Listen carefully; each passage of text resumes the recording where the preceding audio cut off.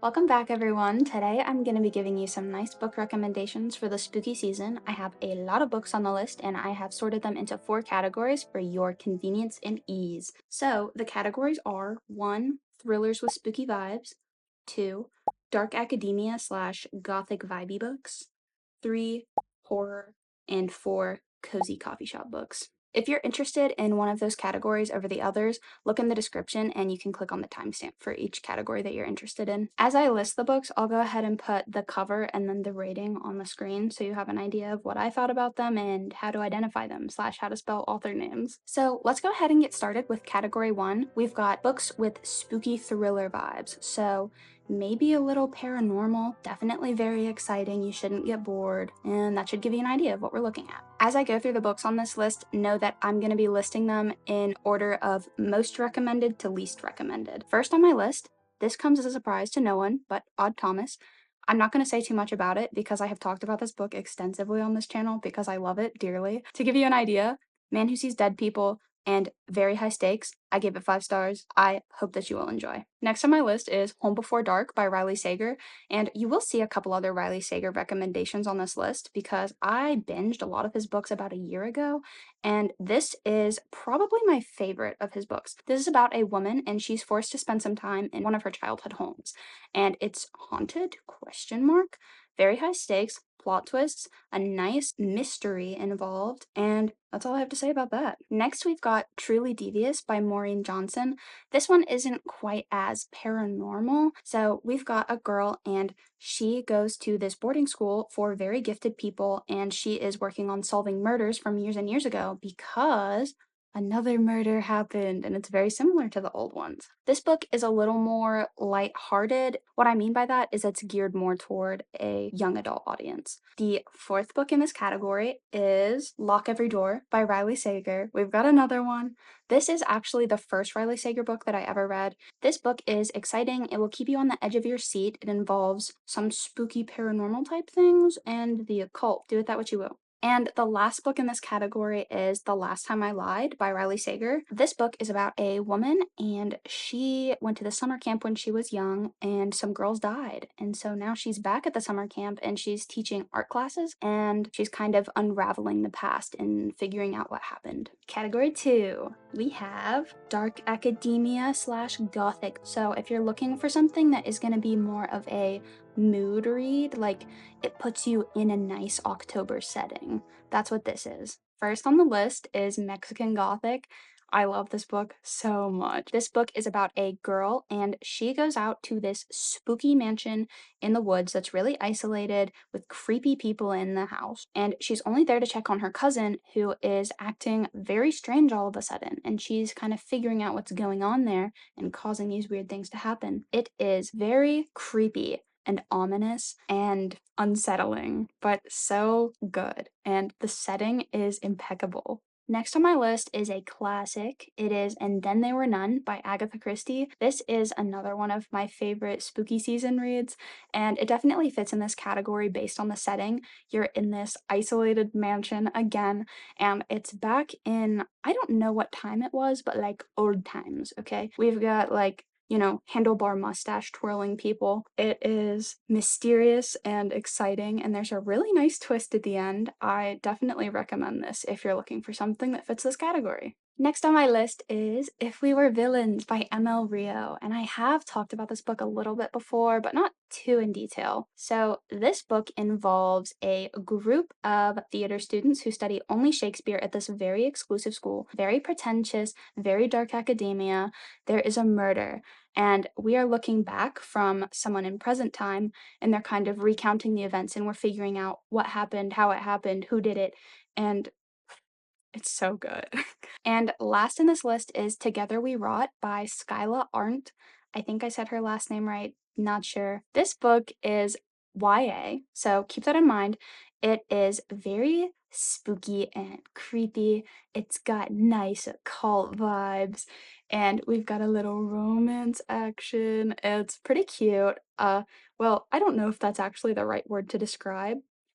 If you like cryptids, you'll probably enjoy this. The vibes are so nice. They are similar to Mexican Gothic in a way. You've got the same like mossy bugs and rot thing going on, and I really appreciate that. It's been great for October. I didn't really like the ending that much, but this book was definitely fast-paced, and I think that it was still a nice way to end it. You know, just not a 5-star read, but very good. Category 3, horror. I think that's pretty self-explanatory, so I'll just go ahead and get started. First on my list is Pet Sematary.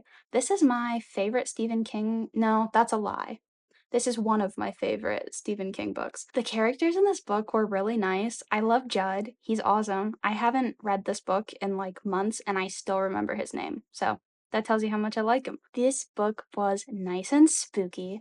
I liked a lot of the elements. You've got a man, he's a doctor, he moves into this house that's next to this creepy plot of land, and there is a pet cemetery. I'm sure you can imagine things happen in the pet cemetery. If you are a skinwalker person, then you might enjoy this. All right, next on my list, we've got another Stephen King book. Can you tell that I've read a lot of Stephen King? This book is Misery, and I put it under the horror category just because of how unsettling it is. I think it's horror. Yeah, it's horror. This book is less of a paranormal type thing and more of a scary person sort of thing. So if you like books about people being scary, this one you might like. We've got an author. He's in a car accident. His rescuer is his #1 fan, and she's not all there. It's very interesting. It'll definitely keep you on the edge of your seat. This book does involve some rather violent scenes, unlike some of my other recommendations, so keep that in mind. I didn't realize how much Stephen King I put on this list. I'm really sorry, but the third book on my list is The Shining. Oh, big surprise. I like this book, but actually, one of my favorite Stephen King books is the sequel, which is called Doctor Sleep. So you should read The Shining just so that you can read Doctor Sleep. The Shining, most people know what it is. Family and boy move to hotel. Hotel haunted. I don't want you to know who dies and lives in The Shining, so I'm not going to tell you what happens in Doctor Sleep, but it's fun. I like it. And last on my list is The Haunting of Hill House. The only reason that this is low in this category is because it's very, very slow. And if you do read this, definitely pick up an audiobook unless you want to suffer. But I love this book. It's one of my favorite horror books of all time. I love the character study. We've got women and other individuals who have all experienced weird paranormal activity. They've been invited to this notoriously haunted place by a scholar who's hoping to study paranormal things, and he's hoping that having them all in that place will trigger some events. And I bet you can imagine the gist of what happens from there. It's so good. It's just like your classic horror haunted house. And honestly, this could probably go in the gothic vibey category, but it's here. Just know that it's good. You should look at it. And our last category is cozy coffee shop books. I really like these. So my first recommendation on this list is also going to come as a surprise to no one, but we've got Legends and Lattes by Travis Baldree.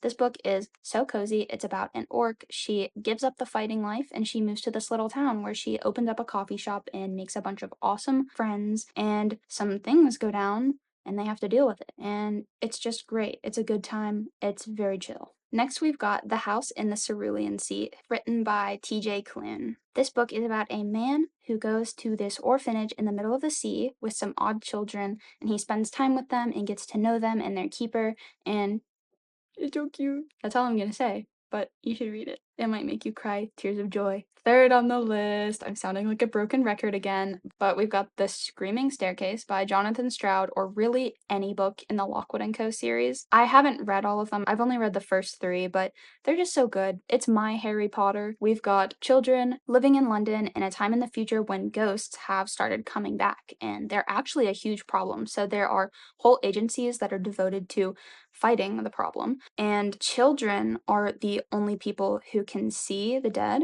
or sense paranormal activity well. So we've got children in the field hunting these ghosts. And this story follows a group of kids that work for Lockwood & Co. It's a child-run business, and it's just really good. Jonathan Stroud balances whimsy and spooky so well in these books. It's great for a child or an adult. And last, I had to throw in Harry Potter. Probably only the first couple books because then they get a little dark, but these are just so cozy. When I think fall, I think Harry Potter. We've got like the colors and the vibes and Hogwarts Hogwarts, of witches, wizards, all of the nice fall things exist in these books. They're just great for this season if you've never read them, even if you've watched the movies. I just think that they're great to pick up. And that is everything that I had on my list for you today. I really appreciate you being here. If you would be so kind as to like the video and maybe subscribe, I would love to have you here. And thank you for watching. I hope you have a good day. See ya.